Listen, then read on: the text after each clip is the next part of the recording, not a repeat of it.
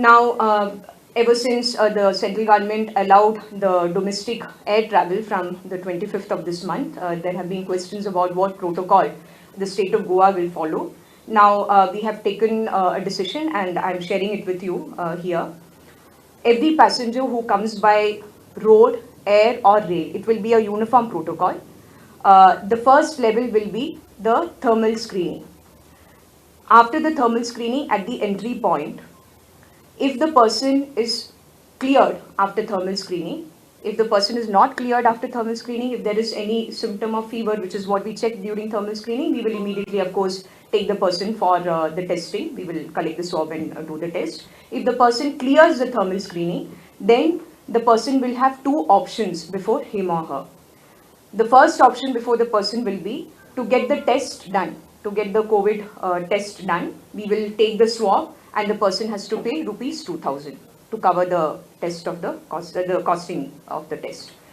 Or the second option given to that person will be to go for 14-day home quarantine after the home quarantine stamp is put on him or her. So these two options will be part of a self-declaration form which each and every person coming in through air, road or rail will have to furnish to the authorities at the time of the entry. Be it entry point check post for the people coming by road, be it railway station, which will be the entry point for those traveling by rail, or be it the airport, which will be the entry point for the domestic air passengers. As you are already aware, we have protocols in place for the stranded Indians who are coming by sea, or the stranded Indians who are coming from abroad. International passengers we treat as a different category. Those protocols are already in place. There will be no change in those protocols. Those protocols will continue. This will be the new protocol for the remaining three categories that I have explained.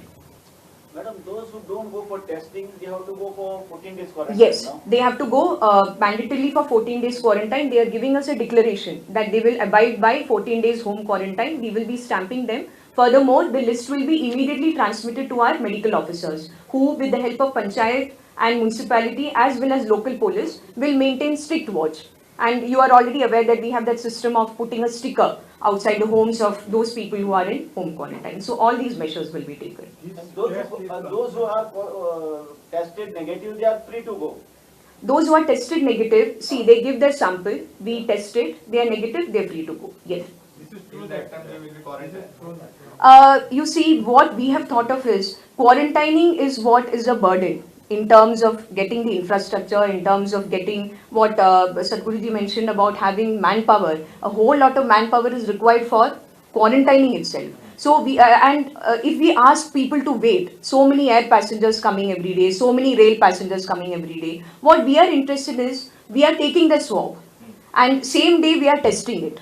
So let them go. That is not a problem for us. We will immediately contact them and get them. But they have to, part of this declaration is also that those who are opting for testing, they will maintain isolation till the test result comes. So that is part of what they have to declare in the self-declaration form. We are drafting that form. With all these preconditions, we will be drafting a self-declaration form which will be common for all modes. They have to isolate it at the airport only? No, not at the airport. They will maintain self-isolation. They are free to go because the moment we hold them, you see at the airport, if we hold passengers coming flight after flight after flight, at the railway station, train after train, that is when we have a logistical issue. So, But suppose the result comes after 2 hours or 3 hours. Yes. The person can reach anywhere in Goa. absolutely. But we have the phone number, we have the contact details, we have the entire details of the person with us. All of this will be part of the form. And the person is declaring that this information is accurate. If not, he or she is liable for action under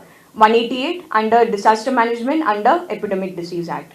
So all of these precautions will be taken. Duly, we will be formulating that form and of course we will be sharing it further details once that form is ready. By probably tomorrow we'll be in a position to share the details of the form. But there's also risk, that these people may go and meet some people and all that. Yeah, that's right. That risk is there. Yes, the risk is there, but we expect the people who are coming into Goa to act responsibly. Furthermore, they are declaring something, they are giving their signature and we are making them aware of what the consequences will be if they are found to be violating it.